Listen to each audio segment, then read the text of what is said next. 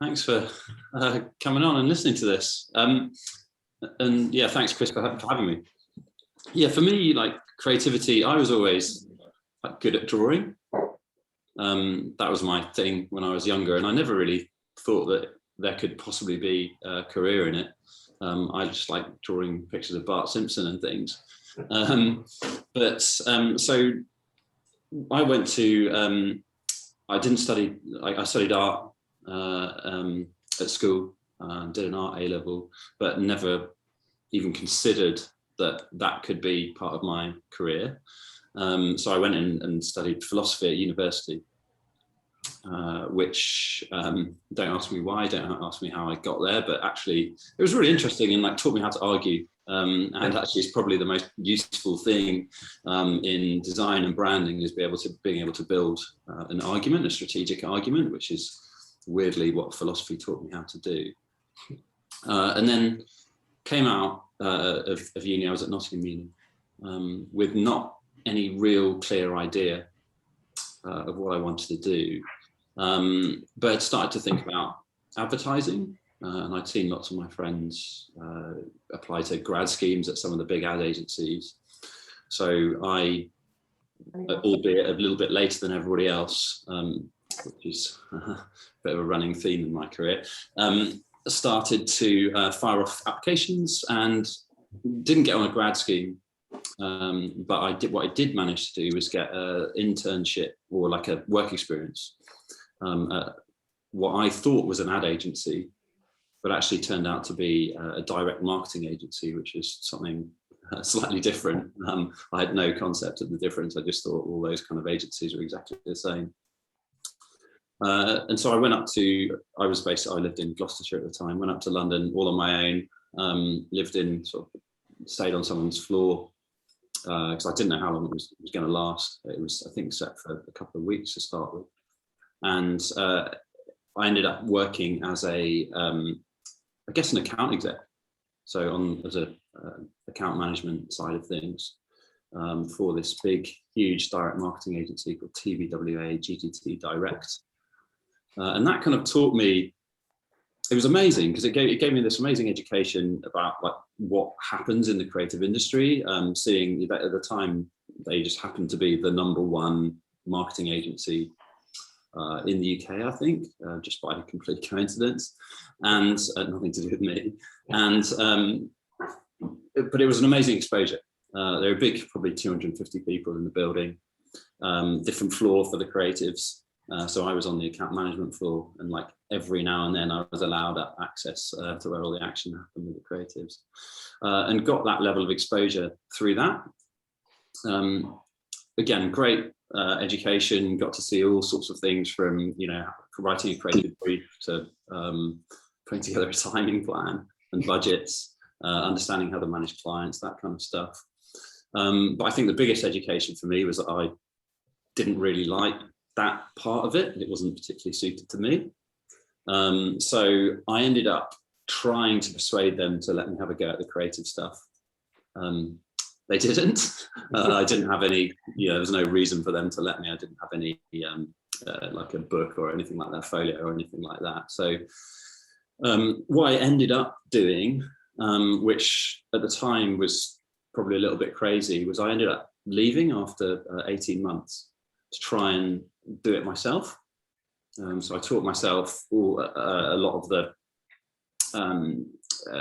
like the programs, like all the Adobe Creative Suite and all that sort of stuff. So like went on a bunch of YouTube videos and online tutorials, taught myself all the technical stuff. I'd had exposure about what I needed to do from this agency. And then somehow, like through all my like friends and slightly sort of broader network, their friends and things, got people to start paying me to create little logos and little brands, the occasional website for friends of friends, like small businesses that probably didn't know any better. Yeah. And yeah, I guess that really was the beginning of my creative career. And weirdly, that freelancing, I ended up having enough clients that I could.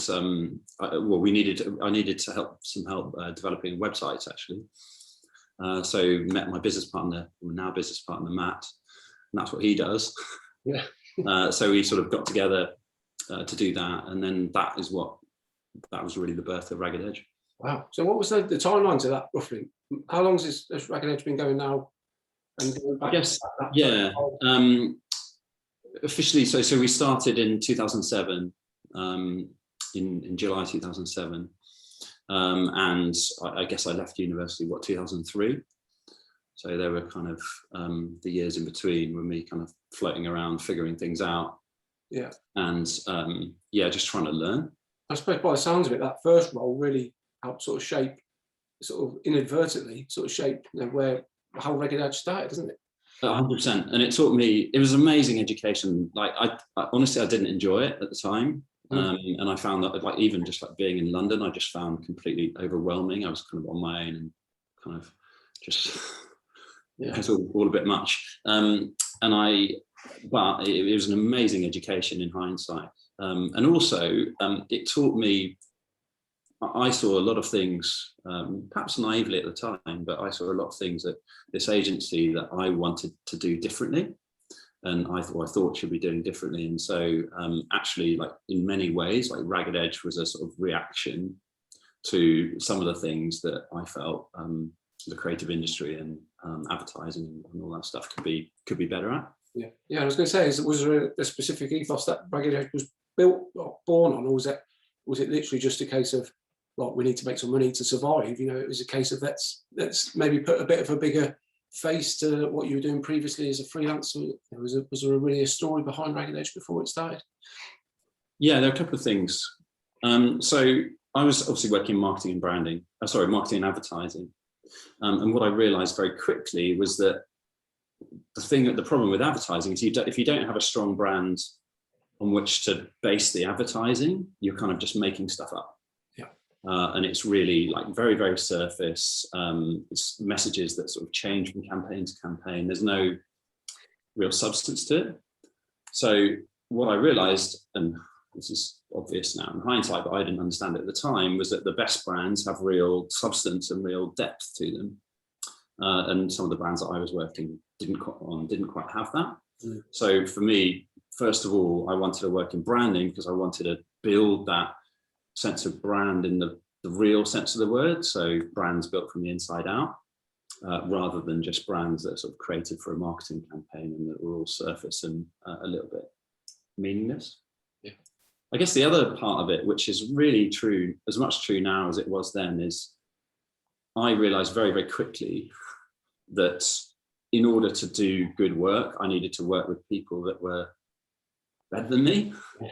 And so as I was freelancing and as I was learning, I was always trying to learn from people who are more experienced, who've got more talent than me, that have got more experience than me, the different skills from me. And so early on, before we hired people, we were always working with, we were happy to kind of pay more to work with different freelancers and collaborators who had that more experience, because they could teach me stuff and they could teach Matt stuff. Yeah.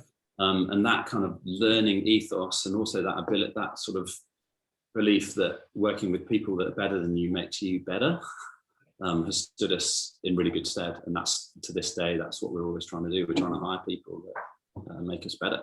Yeah. And do you do that as well as having the team that are with you permanently? Do you do that in a collaborative sense? Because a lot of your projects are quite multidisciplinary, aren't they? So do you bring in specific people to work on certain tasks?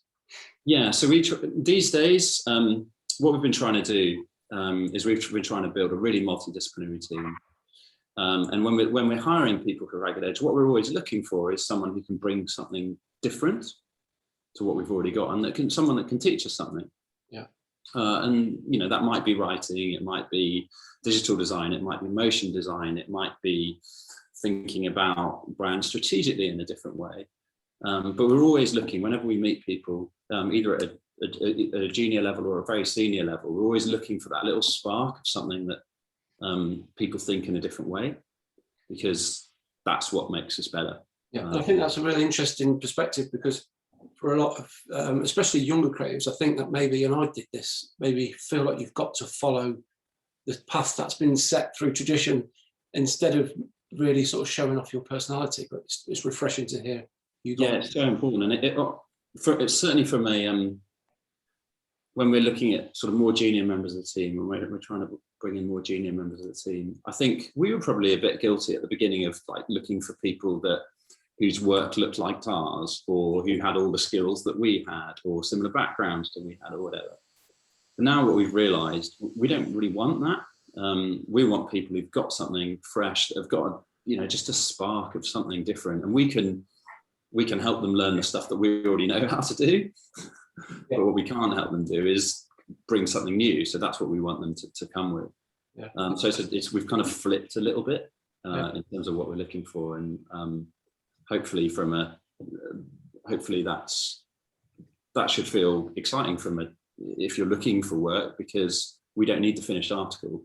Yeah. What we do need is someone who is really expressive and can bring something new and exciting. Yeah, but that must be really refreshing for the team as well, isn't it? Because you're injecting new ideas and processes and thoughts all the time. Yes, yeah, exactly. Yeah, exactly. And that's, everything we do at RAGGED, like we've really tried to build this collaborative way of working. We've not always been amazing at it, so we have got better as time goes on, and there have definitely been times when it hasn't been as collaborative as we would want it to be. But we know that when everybody's working together and when everyone feels like they can bring ideas to the table, when a junior person can challenge a creative director, that's when the good stuff happens. Yeah, that's quite a rare thing to hear, isn't it? Maybe it's more regular these days, but I think traditionally that was quite a scary idea, wasn't it? Maybe sort of challenging somebody senior. So it's good to, again, is that something you then encourage? Is that a regular thing you reinforce to the team? We try, yeah, we really try. It's hard, and we don't always nail it, because at the end of the day, we're like every agency, we're against deadlines. We've got very high standards that we set ourselves. Our clients set some high standards for us as well. So there's always that kind of balance about trying to get the work out, but we do work hard from a cultural point of view to make sure that we talk about no egos. Yeah. And we really work hard to try and live that rather than just have it as a little phrase on the website. Yeah, I was going to say, because it mentions the same with prima donnas, isn't it? So yeah, right. It's nice to sort of see those things, even though it could, I suppose, be interpreted as just a false statement anybody could throw about. But I think it does reflect in the work, and from what I've seen anyway, I think that does show there's a bit more of an open, a bit more of a balance to the way the studio works, and that's what you're saying as well reinforces how critical that is to the work, to the atmosphere and the environment. But that must also then give clients confidence to want to come back and work and be attracted to that, because some of those old-fashioned traditions aren't really that attractive anymore. No, and we're quite lucky now, because we're in a position where we're able to be somewhat selective about who we work with, and that's the product of 14 years or whatever it is of hard work. It didn't happen straight away. But now it's very important to us that when we speak to clients at the beginning, that they know that this isn't some sort of collaborative co-creation thing where we're all going to come up with the answer together. And we'll kind of like end up doing what they say. This is much more about us coming with strong ideas and having the mandate to challenge their thinking, and quite passionately and strongly say when we disagree, because that's how we believe that we get to really, really strong ideas. So the clients that we end up working are the clients that end up really buy into that at the beginning. The ones where that's not really their thing probably wouldn't come to work with RAGGED Edge. How did that, going back to the sort of some of the earlier years, to now be in a position to be quite selective and have that, that's a nice place to be. But for many people out there that take work because they simply need to keep the roof over their head, they have to be subjected to some quite bad experiences with clients, or you feel like you're just pushing pixels around a screen a lot of the time. How did you take that step from being a freelancer, working on a few logos, finding a partner that does digital to then be to where you are today, being very celebrated across, all creative media. What is that journey actually look like, to get to that step? Yeah, I think you're right to say it is a journey. And this stuff does not happen overnight. And I talk about us being able to be selective about clients. We definitely didn't have that luxury at the beginning. Like exactly as you said, we needed the money. We needed to kind of hustle for work. We would take whatever we could. I think what we always, it's a bit of a cliche really, isn't it? But we always tried to just over deliver on everything we did do. So every time we got a piece of work and particularly where there was a creative opportunity and there wasn't necessarily always one, we tried to just make as much of that as we possibly could and like really blow the client away, put in, massively over invest in the project in terms of time to make sure we had something that was that we were really proud of and that we would be really happy to put our name to. We had lots of ups and downs along the way, and obviously there's so many projects where that we did something that we really believed in and the client, it wasn't what the client wanted because they wanted something that was perhaps a little bit less brave or whatever it was. For us, there were a few projects where we got lucky and where we found a client who had a real shared ethos and enabled us to do that work that we really that we were all really excited about. And it's those projects that helped us, each one of those helped us take a little incremental step up and win more projects like that.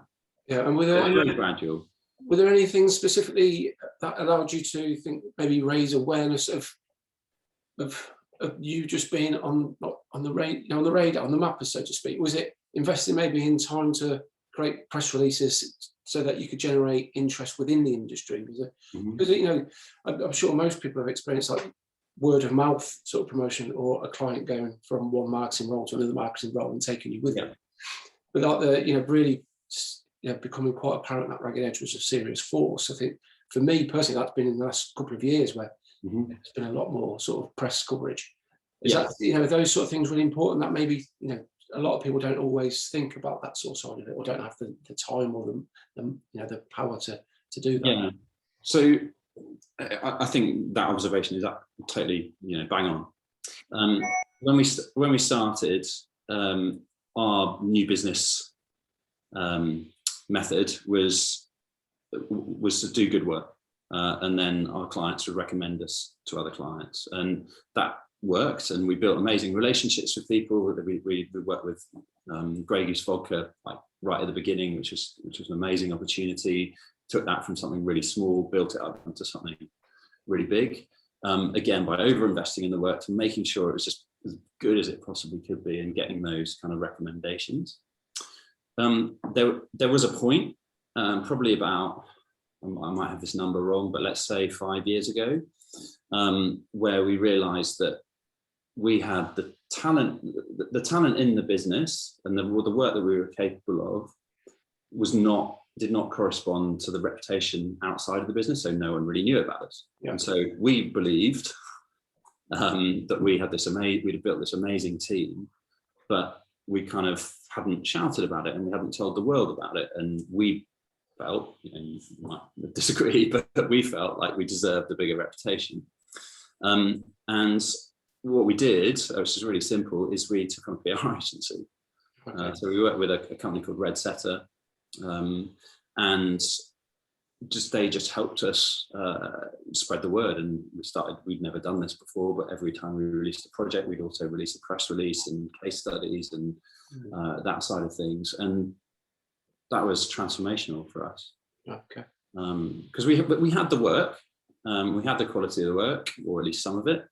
But we weren't like probably most or a lot of agencies and a lot of freelancers. We were so focused on doing the work that we haven't really focused on telling the world about it. And I wish we'd done it earlier.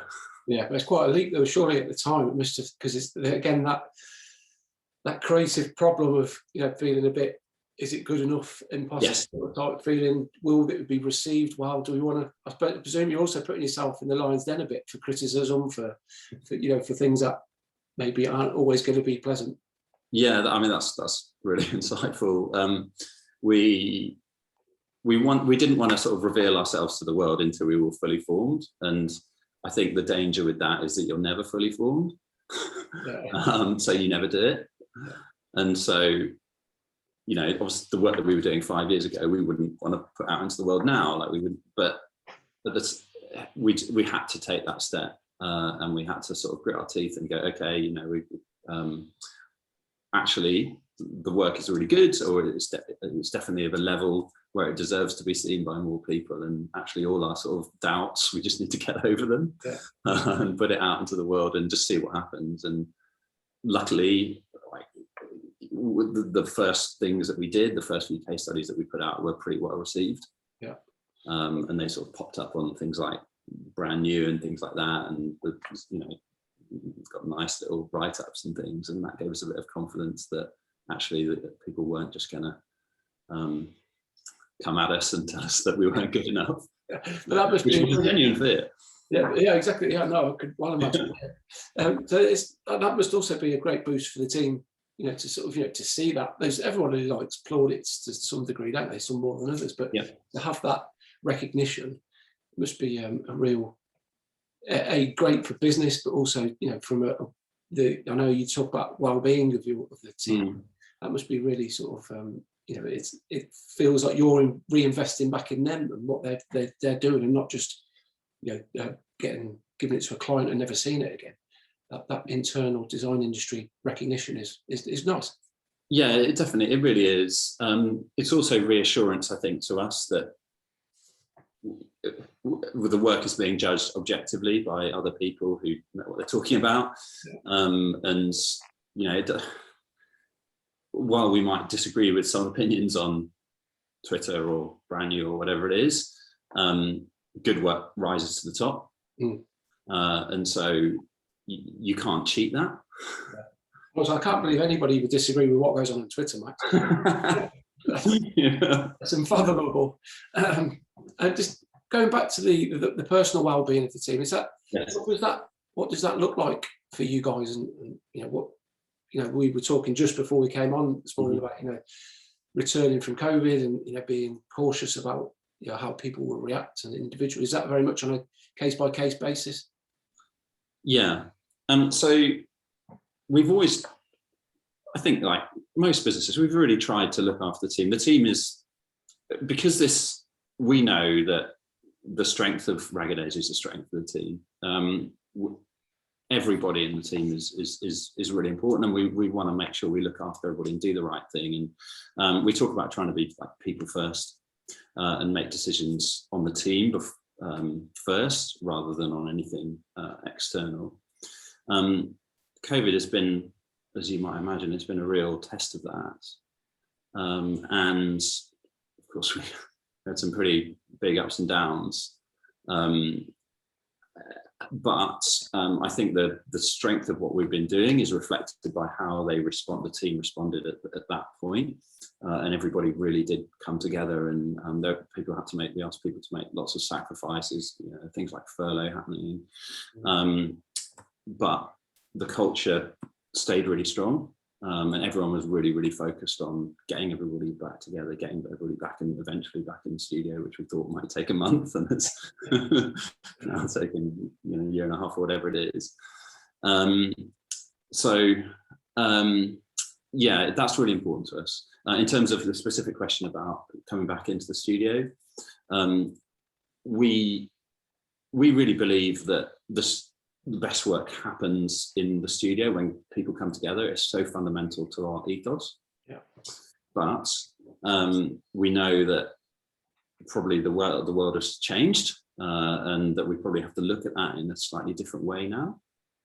But also, there's going to be a real period of readjustment, and after spending, you know, a year in our bedrooms, coming out into the real world, it's quite intimidating, and getting on tubes and things like that. It's, you know, different people have different appetites for that stuff, and we just have to try and remember everybody has a different point of view on this stuff, and try and be respectful of that and empathetic to it, and encourage people to come back to the studio as and when they feel comfortable, rather than suddenly saying, right, we need everybody back in tomorrow full time, 5 days a week.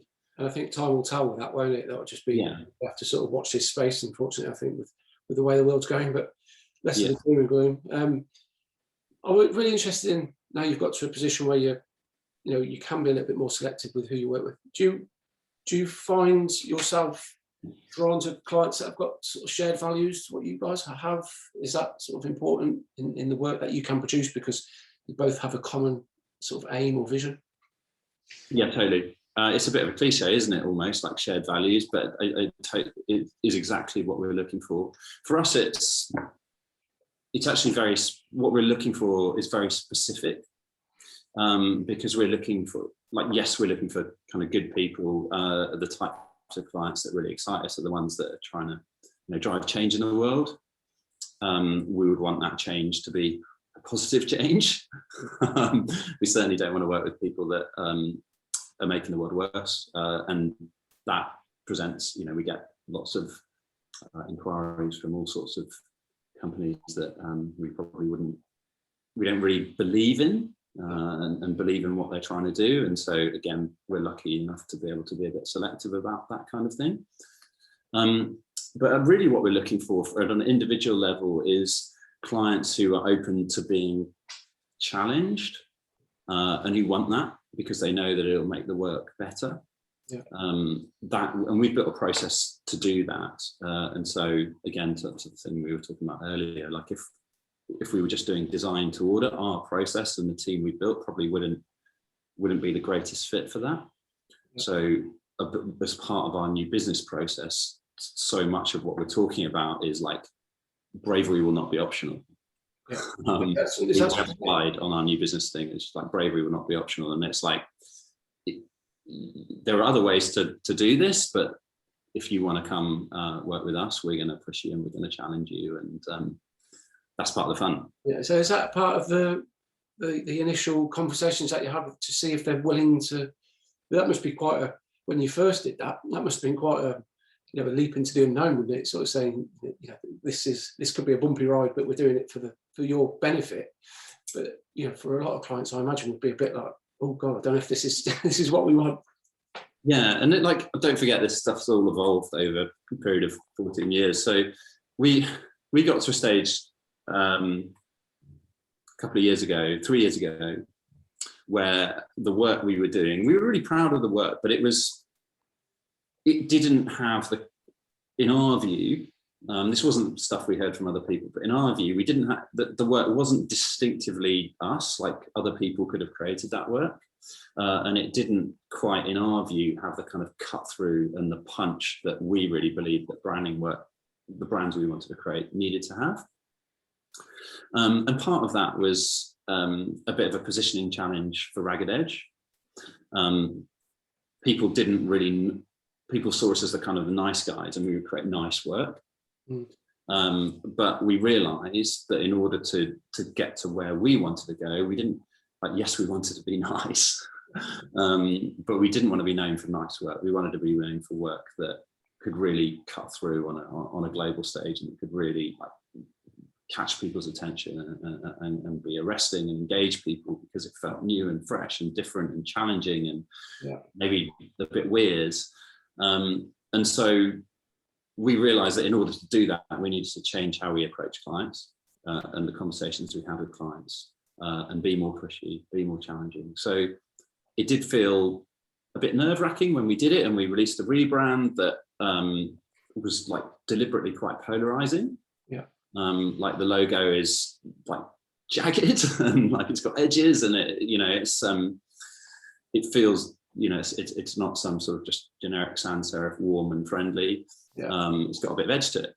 It's definitely, even I think some of the tone of voice of the website and the company, it's got an attitude without being offensive. It's got that punk sort of type, and that runs through quite a lot of the work as well, doesn't it? Yes. Did that come from a place of the things that you admire, got from the culture that you guys follow, your inspirations in design, or was that it was just a mantra that you wanted to follow? A good question. I think we'd seen this trend, which is growing, of like it's been named like blanding, hasn't it? Yeah. And there is a real like contemporary aesthetic, which like there's a kind of direct to consumer aesthetic where everything's warm and friendly, and you know, there's a very specific type of illustration style and a very specific color palette and a very specific way to approaching like logos and word marks and things like that. And at the end of the day, that will work for some brands, but for the brands that really want to get noticed and shake things up and get more attention than their sort of media spend allows, they need to do something different. And we really felt there was an opportunity in the market for work like that, and that was the work that excites us, the work that really felt different, that kind of felt not necessarily jarring, but really distinct, and made you look again, and made you think, and had a bit more richness and a bit more depth to it. And so again, that's what we were trying to do, and trying to find clients that would be up for that, and let's do it. It's quite a conscious, big decision. It's, you know, it's quite ordained. It's not just something that just happened overnight and you just evolved into this. That was quite a big step to sort of say, we need to sort of treat ourselves like a client, I suppose, in some respects, and give ourselves the idea. Totally. It was born from, we had some quite sort of honest and raw conversations, and we were really like, there are a couple of things where I think one year we'd thrown quite a bit of money at, like, for us, D&AD is like the Oscars. It's like the only, for us personally, like it's the only awards that we, certainly this year, that we entered. And we do it for our own, as a kind of test of where we are. Yeah. It's an internal thing rather than an external thing. Because we know that, like, whilst you might disagree with who wins it, you don't necessarily, you're not going to win a D&AD pencil with mediocre work. Yeah. And I think there was one year where, you know, we'd submitted a load of work and it just didn't even get shortlisted. And we sort of had to take a look at ourselves and ask why. And instead of just being bitter and saying that, like, the design establishment doesn't like us or whatever, we had to just be really honest and say, okay, like, we think this work is good, but maybe the industry at large isn't as excited by it as we are. Why is that? And what could we do to change it? What do we need to do to change it? So that was an interesting process. It's hard conversations, because you always want to believe that what you're doing is, you know, amazing. But I think it really unlocked the sort of next level for us.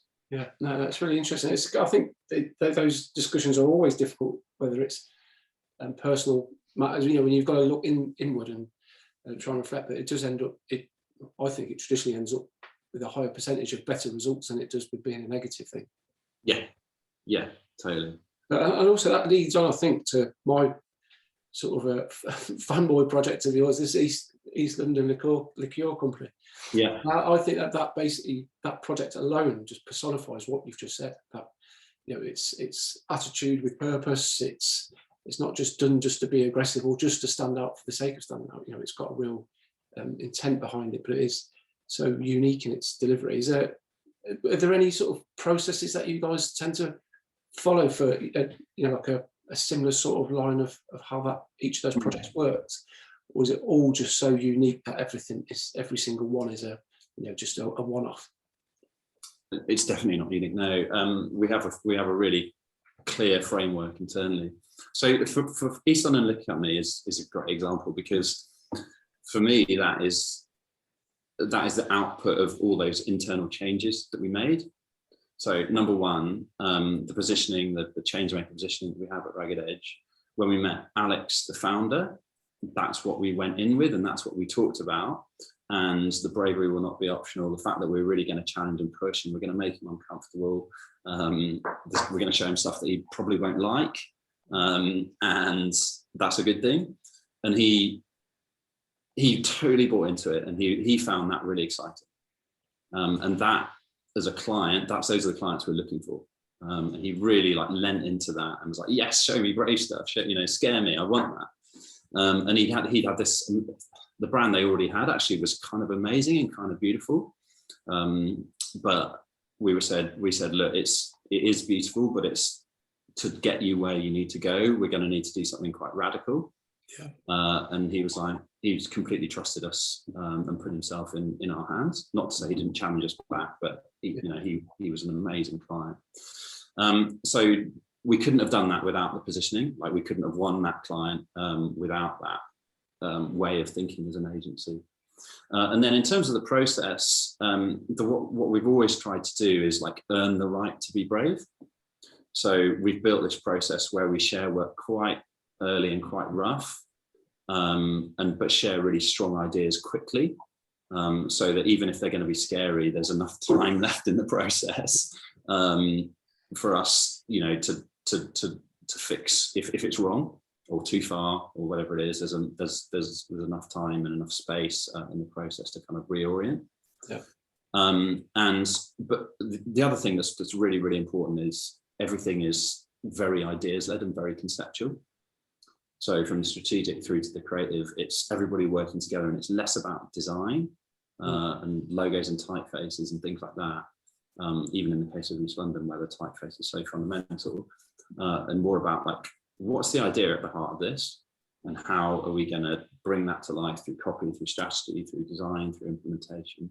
Yeah. So we've always had like strategists, writers, designers all working together, and challenging each other. And we had some feisty conversations on East London. Yeah, I can imagine. Internally. Yeah, it was probably the most polarizing project internally. Like, a lot of the, there are a lot of disagreements and a lot of very, very strong. Yeah, it's one of those projects I sent just before this, like, about the just catches you every now and then, something catches your eye and just resonates. But when I saw the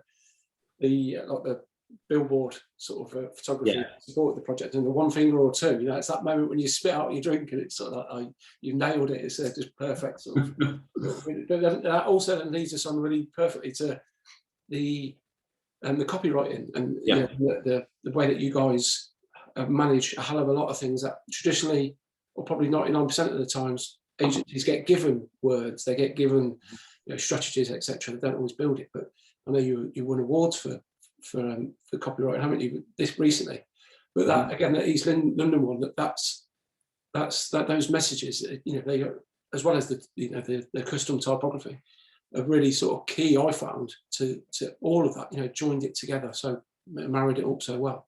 Yeah, copywriting. So one of the strange things about branding agencies, or branding typically, as opposed to something like advertising, is that writers seem to be a sort of add-on at the end, and you might hire a freelance writer to sort of find and replace all the lorem ipsum and put like real words in place of the sort of fake Latin. And advertising, that doesn't happen. So that's one of the things that I learned, is that in advertising, like my first job was that obviously advertising, you have this kind of writer, art director relationship with the creative team. And what advertising, in my opinion, does much better than branding is ideas. And you get much more conceptual ideas because you've got writers working with designers, and you're not just suddenly getting this, you're not just having a design idea or a logo idea, you're getting a big, what I would describe as a brand idea that can then be brought to life in copy, in design, in implementation, everywhere. And so we've tried, and again, we didn't get to this overnight, and it's something we've really focused on in the past probably 4 or 5 years. We've tried really, really hard to create that dynamic where at the beginning of our creative phase, we're looking for ideas, not logo ideas. And so often the jumping off point for a route that we present might be a line of copy, or a word, or it might be a found image that one of the designers or one of the writers has found, but like we're not trying to start with the logo, which feels, certainly at the time, it felt a bit revolutionary in branding, which it definitely shouldn't do. But yeah, it's worked really, really well. So in East London is a great example of that, where the logo is just typed out, but actually like the identity comes from the spirit, and so much of that is the voice and the language that it uses. Yeah, I think there's a lot to be. Again, I say these conversations, these sessions are open to everybody, but there is a heavy nod towards trying to inspire, and empower the younger generation. But to hear those sort of things, and to understand that, I think that's really, really empowering to realise that it's when you've been doing it for a long time, you understand it because you're in it, and you've learned along the way. But to go back to when, if you were just first starting out, that idea that a logo can be quite a sort of a tiny part of, what it is really, isn't it? And so saying about the branding, the fashion industry seems to have gone through this for some reason. The big fashion houses have all just followed suit, and it's just lost any identity, isn't it? So it's I'd really recommend people checking out that project. Thanks. And like, I think it's on that, like junior, sort of young people coming into the industry. I think branding, we get. So if we're looking for a design role, we get hundreds of applications, because that's what people think branding is. And so there are lots of brand designers out there. If we're looking for a writing role, we'll get 1/10 of that. And there are 100% there are not enough writers in the industry. And so we struggle to find, the volume of people. It's always, it's always harder to hire writers because there just aren't as many. And brand writing isn't a thing. So I really hope that part of what we're doing as an agency is trying to like make it a thing, and elevate the role of writing in brand. And I would love to think that in 5 years' time that there will be more, like lots of other agencies might be doing that as well. No, we're not the only people doing it, but it would be great if there were more roles for writers out there, because I think it will make the work so much stronger across the board, not just with us. Yeah, definitely. I'm just conscious of the time, Max. I just wanted to touch upon something that you were talking about at the start, about having people that you will hire that will add value, that will challenge, that will push and pull, etc., etc.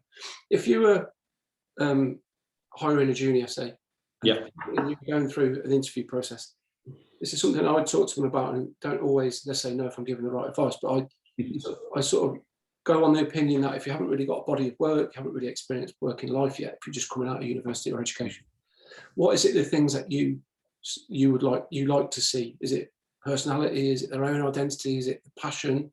Is it the things that they can change, and not them having lots of work that isn't necessarily live and being conscious of it? It's about the things that they can control, that can impress you. Are they the sort of things that you look for? Totally, yeah. I think we're looking for, obviously, like that hunger and that drive, and a real to sort of delve into cliche a little bit, but like a growth mindset. We're looking for the spark. So when we're looking at folios, even if it's not, it's just student work or whatever it is, we're looking for those little sparks of ideas. We're looking for ability to tell a story. So to sort of structure your ideas and explain them in a really clear way, so that they're easy to understand. And then we're looking for a degree of kind of technical ability as well. But like obviously we know that's learnable, and if we bring in the right people, then that will come. But really, it's about that spark and that hunger and that ability to generate amazing ideas. Yeah, and I think it's really good to to, however much I might say it to one or two people privately, it's good to, in these sessions, to reaffirm those messages, I think, because it's the more people that sort of, it's not about always agreeing with one another, but the more people that sort of feel the same, and that seems to be a common theme, is that people that hire do want to see potential more than the finished article immediately, which I think a lot of them feel like they should be. So it's and I think people get, like, you look at agencies and you see the work that agencies produce, and you forget that that's the product of loads and loads of teams. Like it's big teams. So as someone coming into the industry, like, to be able to expect you to deliver work to that level on your own, like, it's just not realistic. Yeah. Yeah, exactly. So it's always worth remembering that that's not what we're looking for. We're not looking to be able to like spit out a branding project fully formed and perfect. Yeah. Happy days, brilliant. No, I really appreciate your time, Max. Could you just let everybody know where they can find you guys if they want to catch up with you online or social? Yeah. So obviously the website raggededge.com, our Instagram and Twitter, ragged_edge. And then if you want me, it's just Max Ottignon on I guess Twitter and Instagram. But Ragged Edge is the one. There's a few open roles out there as well at the minute, I've noticed on your site. Yes, there are. We're kind of looking all sorts of different roles at the moment. So it's all on our culture page. So it's all on the website, all the different roles that are available. But it's always worth sending stuff in anyway. So like